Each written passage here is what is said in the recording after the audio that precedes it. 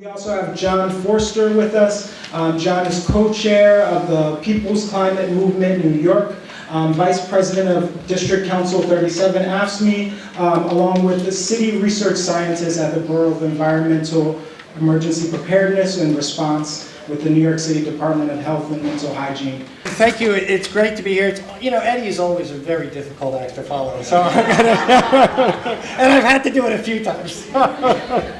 But first though, I also want to just thank again our sisters and brothers at the IBEW for giving us the space, for providing the food, for making that possible. And I also want to thank two people in particular for whom, without the conversations, this would never have happened, and that's Mitch Channon in the back.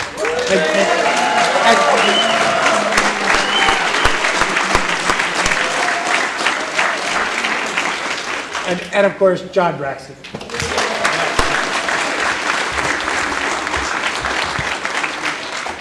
So, as Bryan said, I'm Jon Forster. I'm actually one of the vice presidents with DC 37 in New York, which is one of AFSCME's councils. Actually, we've got 121,000 public employees and 50,000 retirees. I wish they were all so actively involved. Maybe someday we'll get there. I've also been the first vice president with Local 375, which is part of DC 37, for 9 years, 15 years as a labor organizer, and 15 years before that as a community organizer. So I really feel bonded in terms of bringing these issues together.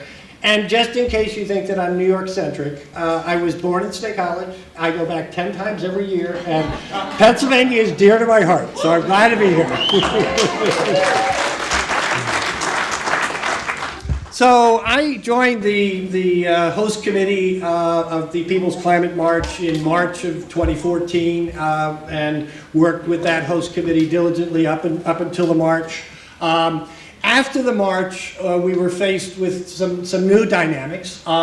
Several of the groups that were involved with that and actually in leadership positions were refocusing to some degree and pushing, as Eddie mentioned, on the legislative agenda and encapsulated in many ways within Climate Works for All, which Joss is going to talk about. But there were also many organizations. We had, in the process of organizing for the march, what I think was so essential, and which I hope is part of the message that we can bring here tonight, was we broke down the silos and the differences between the environmental organizations, the environmental justice organizations, the faith organizations, labor, and community organizations.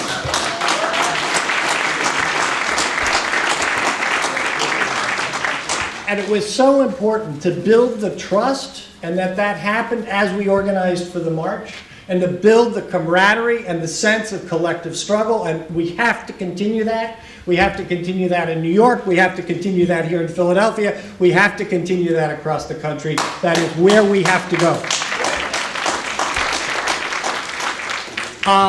As far as the People's Climate Movement, which came out of the People's Climate March, we have now moved forward to, we have an organizer on staff. We have a dedicated core leadership. We've got your typical subcommittees, legislative, community outreach, fundraising, communication, those kinds of things.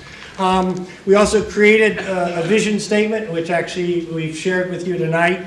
And we still continue decisions by consensus. We rarely vote on anything. We rarely voted on anything as we were organizing for the Climate March. And the Jimenez principles, which are also there, are a guiding principle in terms of the organization and how we respect each other in the organization and work with each other in the organization. The bottom line is that we are fighting for racial, economic, and environmental justice, and that is what we have to continue to do together and collectively. We have, as the PCM New York, we've joined other struggles. We fought against the Port Ambrose, which is a liquid natural gas plant that they want to open in the middle of Long Island Sound. We've worked with Black Lives Matter. We held a forum in New York on legislative initiatives, including, as Eddie had mentioned, the reduction of CO2 about 80% by 2050. I will parenthetically note that PCM New York has now decided to get even more aggressive on that, and we're calling for 100% clean energy by 2030.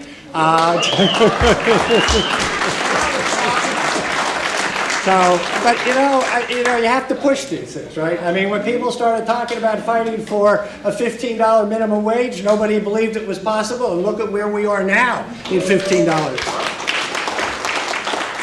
So we also fought around things like legislatively for things like rapid bus transit. And why is that so important? Partly because in New York City, the subway system is our Achilles heel. I mean, it went down for 10 days with Sandy, but we were lucky to bring it back in 10 days. And if it goes down for 6 months, New York becomes a different kind of city. And it is vulnerable to sea surges. And frankly, it's a huge issue, and so that's one of the reasons they're pushing for bus transit. There were also several resolutions that were brought forward by our city council. So again, the closure of Port Ambrose. Now, that raises some issues. Port Ambrose is set up to take fracked gas. Well, DC 37 is one of the few unions that's actually taken a position against fracking, partly because our members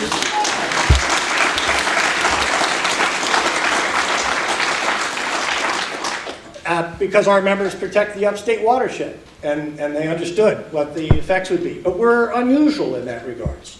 One of the resolutions was to close Indian Point nuclear plant.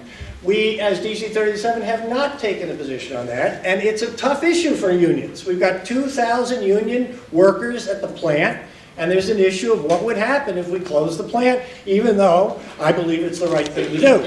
But that's my position, and we have yet to come to that as a union. So part of the challenge here is the issue of just transition. And that really has to do with it. If we're going to shift to clean energy, and we're going to also have some displacements. We're going to have displacement of workers in coal and oil and nuclear power. And we've got to provide provisions for that. We've got to provide free training. We've got to provide support while that training is going on, and meaningful support. We've got to provide enhanced retirement possibilities. I mean, we have got to deal with that as we deal with the environmental issue.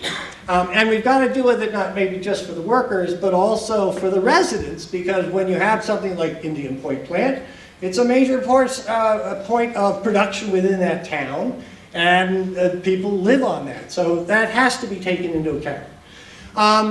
So while working on the march, I also put together a climate justice committee within DC 37.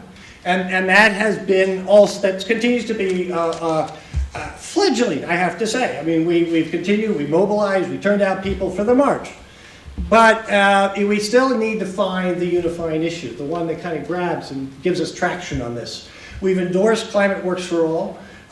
Climate jobs is a huge, huge issue for unions. We've got to do that. But the environmental justice issue, in my mind, is just as important within unions as is the jobs. Our members live in the Lower East Side and Hunts Point and Red Hook and the Far Rockaways. That's where our members live. Our members are 80% members of color. We have an average salary of $28,000 a year. Our members were devastated by Sandy.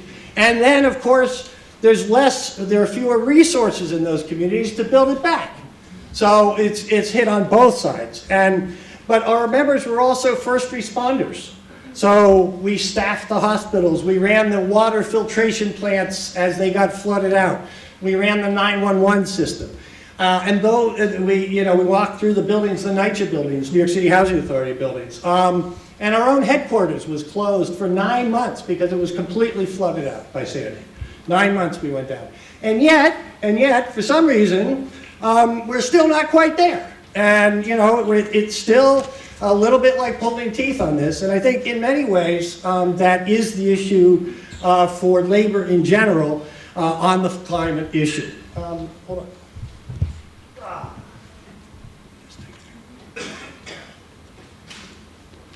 But, so we have ongoing labor participation within PCM New York. We've got the Professional Staff Congress, New York State nurses, musicians, DC 37, IBEW, Local 3, CWA 1180.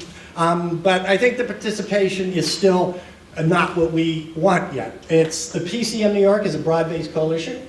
It is a tremendous source of information in terms of legislative actions on the state, city, and national levels. We're able to join in local battles, which has been very important. We may well, we have to start working on what is the transformation from what used to be Plan NYC and has now become One New York City, which is a massive plan for trying to become more resilient as a city. And I think in many ways the PCM New York is positioned to lead on large issues. They can help mobilize and can help build a movement. But I think it's important to recognize that we're at a point where we're no longer mobilizing for an event, but trying to build for a movement. And those are different things. And I think we need to define the issues. So there is I have to say, I have a feeling of frustration to some degree in terms of that there isn't greater labor participation. Labor is undoubtedly under attack. I mean, it's under attack by privatization, cutbacks in services, and outright outline of collective bargaining has occurred in Wisconsin. Absolutely, we're under attack. Labor is concerned about loss of jobs, and especially in the areas of coal and oil and nuclear power. But climate change is real, and labor has got to get on board with that as well. Environmental justice as an issue for our members and for our neighbors. Our members will be hit at home, our members will be hit at work on these issues. They've got to step up. To me, it's a little baffling that isn't more clear, particularly given what happened in New York with Sandy and what happened with my union in particular. The growth of climate jobs is absolutely critical, and as you will hear, Climate Works for All is a major push in that direction and terribly important. But so too, labor has to be part of changing policy. We have to be part of leading on policy and talk about that massive government investment that needs to be done, and that it needs to be done in a just way. And so I think we have a tremendous opportunity to build alliances with the environmental justice groups, the environmental groups, the faith and community groups, and that together we have to not just mobilize for an event, we have to build a movement. Thank you.